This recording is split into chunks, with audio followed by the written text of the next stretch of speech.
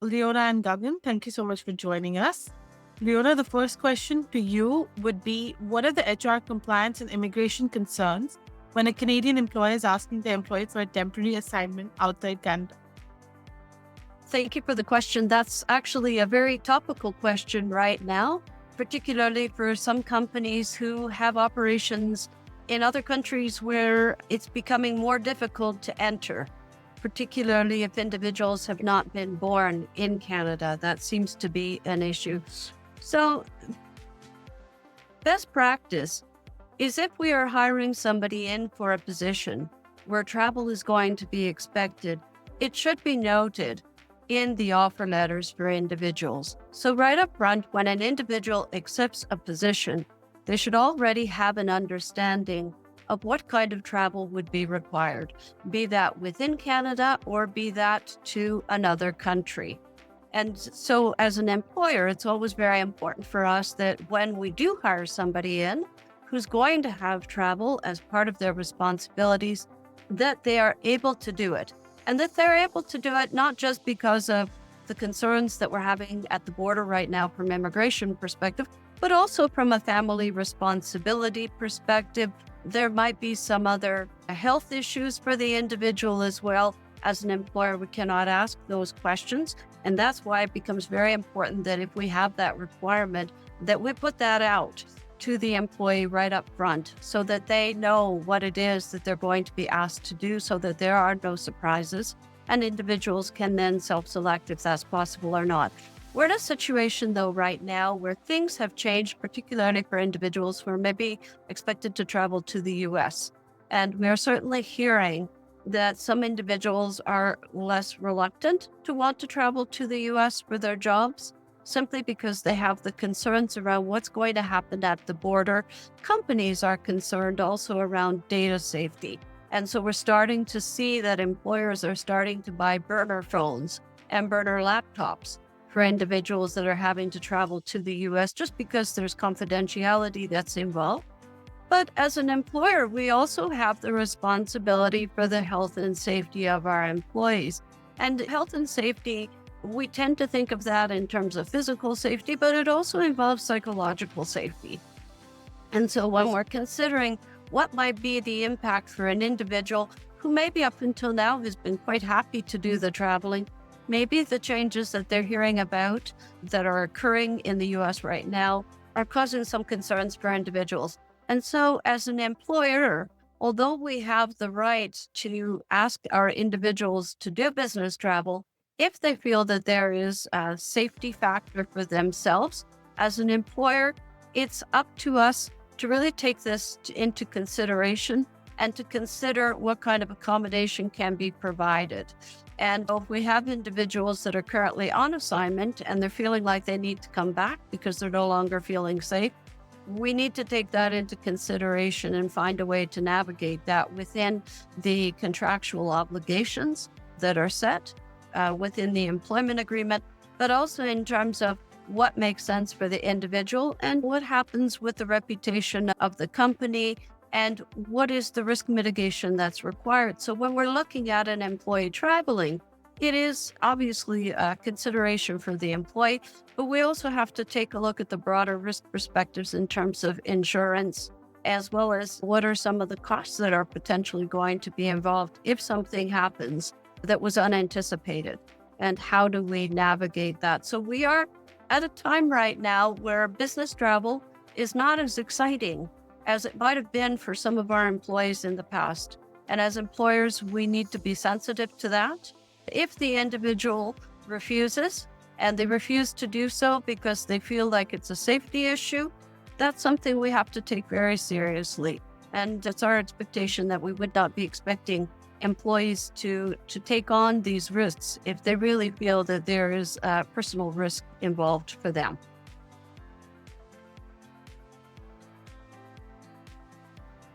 Amazing. That's really nice and a good way to start our discussion right on topic that yes, it's not one of those times when the employees are excited to take any foreign assignments. And from the immigration standpoint, I'm going to say that to begin, its employer has an immense duty of care towards their employees. and how they want to go further up in providing them any foreign assignments overseas, maybe starting right next to our borders to the United States or even to Mexico or further up overseas in Europe. Now, most important, when I get my clients and my employers who are looking for what are my obligations, I start with simple piece, what was written in your employment contract. Your employment contract is the one that will navigate lot of your answers, your concerns, whether you can safely ask your employee to relocate themselves for some temporary assignments, short duration, long duration, depending on the need of the company. Now, having said that, the employee definitely has reasons to refuse, and it could come down for the safety reasons, for reasons of their faith, for the reasons that could also now be political reasons, and for reasons that may not squarely be defined in their employment contract when they first started the assignment. So it is going to be an employer obligation again as a duty of care to circumvent the situation where you do not want your employee in an awkward situation, in a difficult situation because of following some of the guidelines or some of the employer projects to fulfill those requirements. Now, by law, employer is obliged by immigration and refugee protection regulations, by government authorities. They are federally protected by Employment and Social Development Canada, or even provincially by the Employment Standards Act. Now, these acts, these departments ensure that the federal workers, all kind of workers, whether they are employed federally, provincially, whether they are citizens, permanent residents, or they are foreign workers, their rights are paramount and most protected by the employer at all circumstances. And it was in September 2022 when your rights was introduced, and now it's a mandatory obligation for an employer to provide these know your rights to the employees right on the first day when they take their project, their assignment with the employers, or even before when they are extended the offer of employment. Know your rights should be attached. I always tell my clients, attach this paper, attach it and give it to your clients, to your prospective employees at the time you're signing any contract with them. So this just protects the employer obligations as well, and this informs their employee what their rights are actually in that situation, in a situation where they may be asked to travel, or it could be safety reasons, or it could be other obligations at work. So yes, as immigration is becoming more and more complex, and where travel is not one of the best assignments that the employees would like to take, it's important that we always find on what grounds, on what nuances and rules, regulations, etc. did the employer hire this prospective employee for the given position. So let's see, Leona, how does this all turn around, how we are able to help our clients, whether from the compliance issues or whether from the immigration standpoint. We just hopeful that we'll be able to give them some kind of guidelines to navigate their path in this complex times.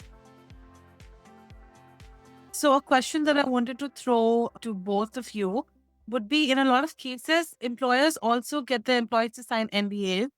And this could be because their work may be classified, or it's important to maintain confidentiality. What advice would you give to this employee and the employer as well? What should they keep in mind? I can start with that. When we provide individuals with non-disclosure clauses within the employment contracts, it's always within the limits of the law. And although we are to keep things confidential, it is also very important that when there is a requirement to disclose information to somebody in a legal capacity, that we do so. I can't imagine that there would be a situation that anything so critical would be requested for an individual who is crossing a border. those are not the sorts of questions that people are going to go after, because then we're almost looking at some sort of espionage. And that's not really the role of immigration. And that I don't think is going to factor in.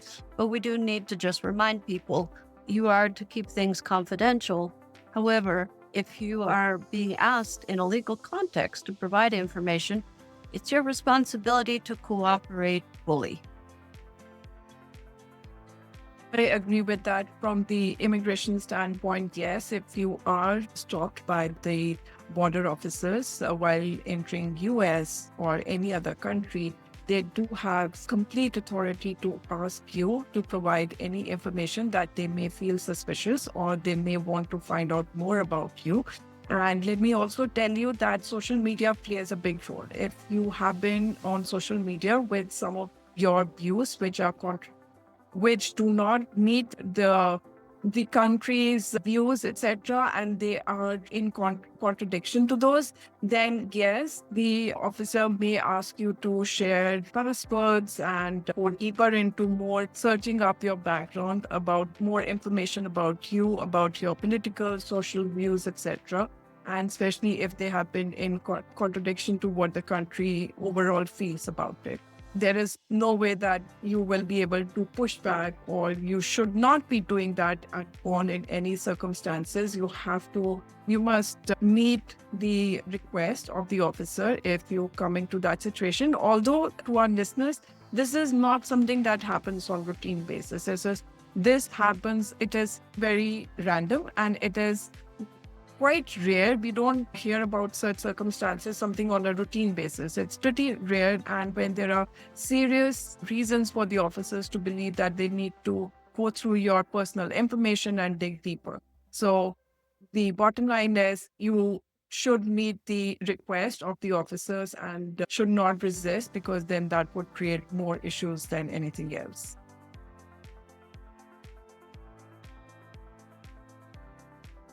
What happens when there are people from the LGBTQ community who are employees traveling? Are there any things that they need to keep in mind?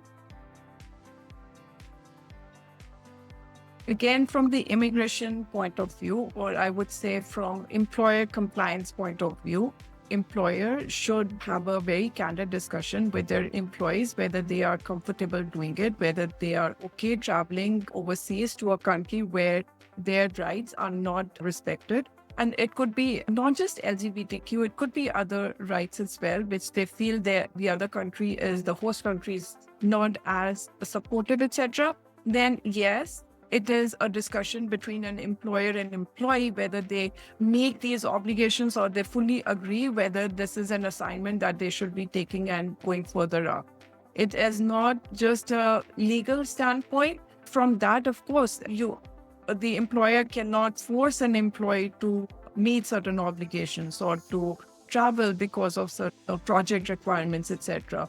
There has to be a duty of care that always comes down to, and this will be a mutual discussion. At the end, if the employee is not okay going to a country which does not respect their rights, it's for the employer to completely agree with it and find alternatives than just having that specific employee go further up. Exactly. There would be a requirement for the employer to find a way to accommodate.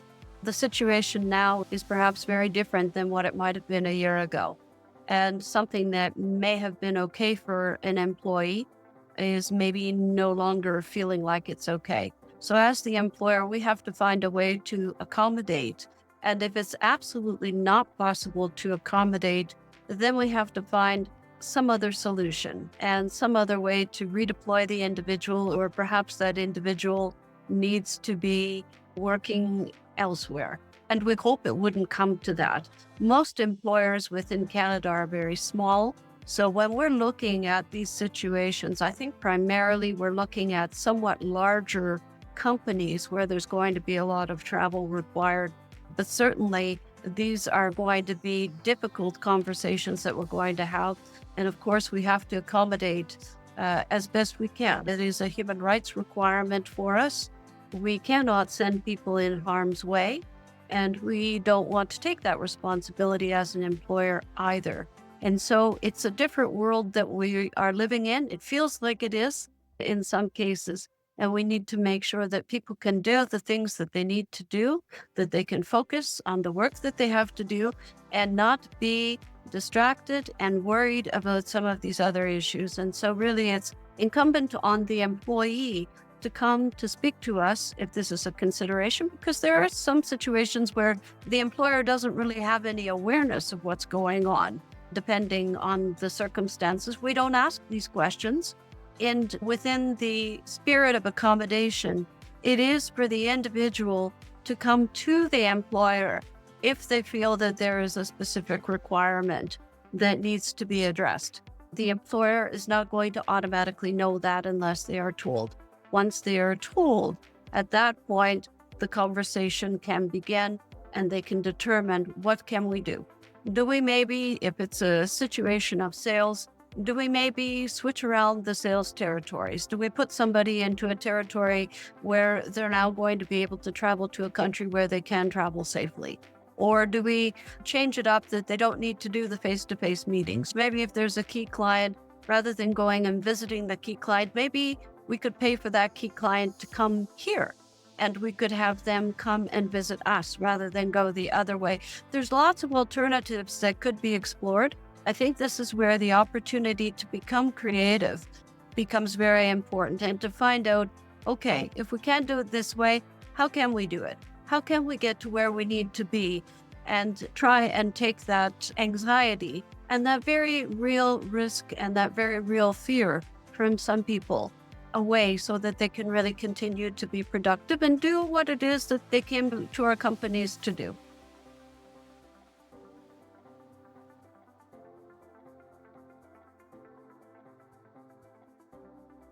Okay, thank you so much for joining, Gagan and Leona.